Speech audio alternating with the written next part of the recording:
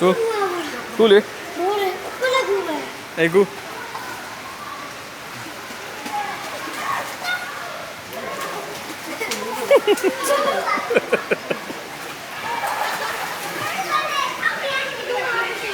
ရတယ်ဖြည်းဖြည်းလေးခေါင်းမော်တာ6လောက်ခက်ကိုလုံးအပေါ်မှာပေါ်နေပါသေး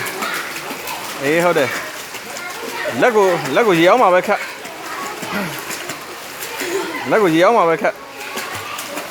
ရေအောင်မှာပဲခက်သား6လောက်ခက်ခါအပေါ်အောင်လို့ဟုတ်နေပြီသွားလို့ရနေပြီသွားဘေဘီတို့သွားခါအပေါ်အောင်လို့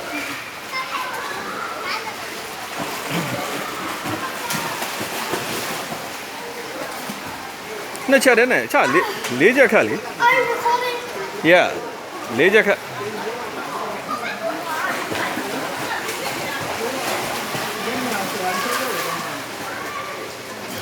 အရင်ကြီးအဲ့လိုမခံနိုင်လေနောက်ထိဆွဲ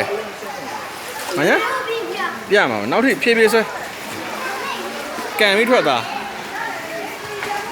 ငါသားတော်ကူးနိုင်တာပဲလို့ဟိုဘတော့ဘောင်မကန့်နဲ့ဆွဲမင်းနော်နှစ်ပေကမှနစ်တယ်လူချမကောင်းဟိုဘတော့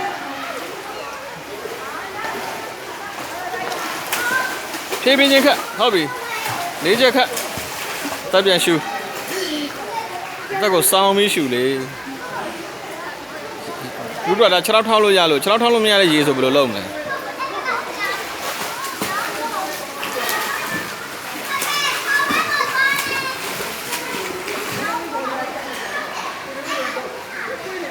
နောက်တော့၄ချက်ခန့်ရောက်ပြီ